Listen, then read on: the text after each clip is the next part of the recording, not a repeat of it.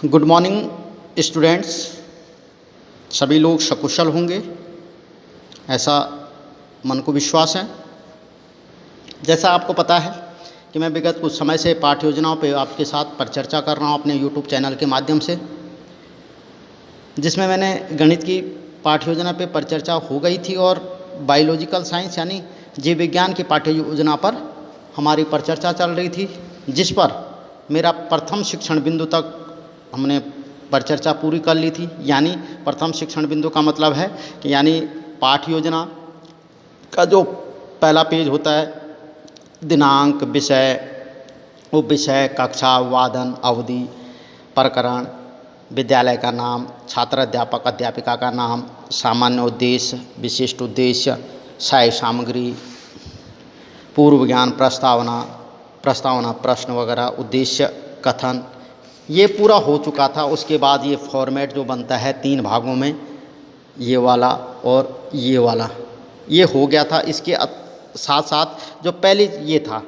यानी शिक्षण बिंदु प्रश्नोत्तर के वाला जो विकासात्मक प्रश्न और पहला छात्र अध्यापक कथन या छात्र अध्यापिका कथन तक हमारा पूरा हो चुका था। मूल्यांकन प्रश्न भी हमने यहाँ पे पूछ लिया था। अब यहाँ से हम अपने पाठ्य योजना को आरंभ करते हैं। तो जैसा मैंने आपको कहा है कि प्रत्येक पाठ्य योजना में 3 शिक्षण बिंदु बनने होते हैं। तो पहला हमारा कंप्लीट हो गया था, मूल्यांकन कर लिया हमने, संतुष्टि कर ली, जो पढ़ा रहे हैं बच्चे उसको समझ रहे हैं। अब पुनः हम दूसरे शिक्षण बिंदु की ओर आते हैं। तो वही सबसे पहले जैसे हमारा पहला शिक्षण बिंदु समाप्त होता है तो वहाँ से हम विकासात्मक नए शिक्षण बिंदु की ओर इस शिक्षण बिंदु को नए शिक्षण बिंदु के साथ जोड़ने का प्रयास करेंगे और इसके लिए हमेशा विकासात्मक प्रश्न पूछे जाते हैं। तो पहला प्रश्न हमने पूछा कि गाय बकरी कहाँ से भोजन प्राप्त करते हैं। छात्रों ने उत्तर दिया पौधे से। बहुत सारे कतिपय छात्र ऐसे भी हुए कि आपको पौधा लाना है तो आप पूछते रहेंगे, बॉस कहेंगे कि जंगल से, तो आप उस पर कर सकते हैं कि हाँ जंगल से कौन लाता, क्या लाते हैं ना, इस हिसाब से हो सकता है। तो पौधे आ गया। अब पुनः ध्यान रखने वाली बात है, अब एक चीज़ और ध्यान है, अब यहाँ पे हमने पुनः विकासात्मक प्रश्न लिखा। क्यों लिखा? क्योंकि पीछे पेज समाप्त हो गया था, ठीक है ना, इसलिए हमने यहाँ पुनः ऊपर लिख दिया। अगर पेज समाप्त नहीं होता तो सीधा प्रश्न नंबर 2 आना था, वही पूरी चीज़ें फिर से लिखनी पड़ गई, ठीक है ना, कि पेड़ पौधों को खाद्य श्रृंखला में क्या कहते हैं। अब छात्र अस्पष्ट उत्तर देंगे, कोई उत्तर दे सकता है, कोई नहीं देंगे। अब यहाँ से आपका नया स्पष्टीकरण शुरू हो जाए। क्या है, आप क्या पढ़ा रहे हैं कि उत्पादक, तो यहाँ आपका वो शिक्षण बिंदु आ जाएगा उत्पादक। अब आपने यहाँ स्पष्टीकरण देना है कि जो स्वपोषी होते हैं अर्थात जो स्वयं भोजन का निर्माण करते हैं उत्पादक कहलाते हैं। केवल पेड़ पौधे ही भोजन का निर्माण करते हैं, इसलिए पृथ्वी पर हरे पौधे ही उत्पादक हैं।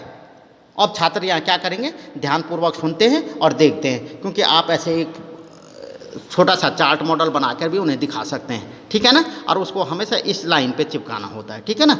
और फिर आप इससे एक छोटा सा प्रश्न मूल्यांकन में यहाँ डाल सकते हैं। यहाँ ये चिपक गया है कि भाई उत्पादक किसे कहते हैं, या उत्पादक हरे पेड़ पौधे क्या होते हैं। इस हिसाब से कोई भी मूल्यांकन के लिए आप छोटा सा प्रश्न डाल सकते हैं, ठीक हो गया। पुनः क्योंकि मैंने आपको कहा कि 3 शिक्षण बिंदु होने, तो 2 आपने पूरे कर दिए। अब तीसरे के लिए पुनः विकासात्मक प्रश्न रखेंगे कि पेड़ पौधों को खाद्य श्रृंखला में क्या कहते हैं। जैसे जो अब आपने पहले उसमें तो अस्पष्ट था, लेकिन अब आपने उन्हें पढ़ा दिया है तो इसका उत्तर वो दे सकते हैं उत्पादक। अब दूसरा प्रश्न आ जाएगा आपका, खाद्य श्रृंखला में उत्पादक जिन पर निर्भर रहते हैं उन्हें क्या कहते हैं, फिर अस्पष्ट में आ जाएगा। अब आपका तीसरा वो आ जाएगा यहाँ पे क्या, शिक्षण बिंदु उपभोक्ता।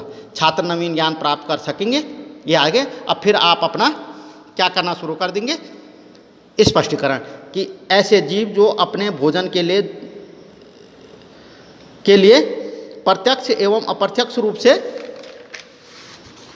पेड़ पौधों पर निर्भर रहते हैं उपभोक्ता कहलाते हैं। फिर छात्र ध्यानपूर्वक सुनते हैं, ठीक है ना, वही व्याख्यान परिविधि, प्रदर्शन परिविधि, ठीक हो गया।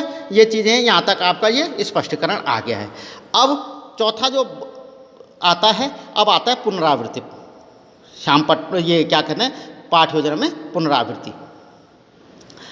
अब अपने ज्ञान का अस्थायीकरण, इसका जो उद्देश्य कथन होता है, उद्देश्य शिक्षण उद्देश्य होता है या विशिष्टीकरण होता है, वो होता है ज्ञान का अस्थायीकरण। अब आपने यहाँ प्रश्न पूछने जो शुरू से लेकर लास्ट तक है, उनमें से पढ़ाए हुए में कि स्वपोषी किसे कहते हैं, उत्तर बच्चे देते हैं, ऐसे जीव जो अपना भोजन स्वयं बनाते हैं स्वपोषी कहलाते हैं। यानी बच्चों को अस्थायी हो गया ज्ञान। उत्पादक क्या है, जो स्वयं भोजन का निर्माण करते हैं उत्पादक कहते हैं। तो ये बच्चों ने अपने ज्ञान को अस्थायीकरण कर दिए। ये प्रश्न उत्तर पर विधि आ जाएगा।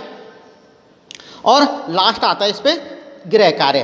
गृह कार्य मतलब छात्र सृजनता का विकास करेंगे और छात्र, आप वहाँ पे एक प्रश्न दे देंगे कि छात्र खाद्य श्रृंखला के विषय में लिख कर लाएंगे और उसे छात्र अपनी उत्तर पुस्तिका में लिखते हैं। और ये आता है श्यामपट पर विधि, यानी श्यामपट पे आप उतार के और वो बच्चे लिख देंगे। और लास्ट में नीचे आ जाता है संदर्भ पुस्तिका, यानी उत्तराखंड विद्यालय शिक्षा परिषद द्वारा कक्षा 7 की जीव विज्ञान हो गया और सुझाव आ जाएंगे। ठीक है ना। और यहाँ पे आ जाएगा एक श्यामपट, यहाँ लगाओ या इस श्यामपट को यहाँ पे लगा सकते हैं। ठीक है ना।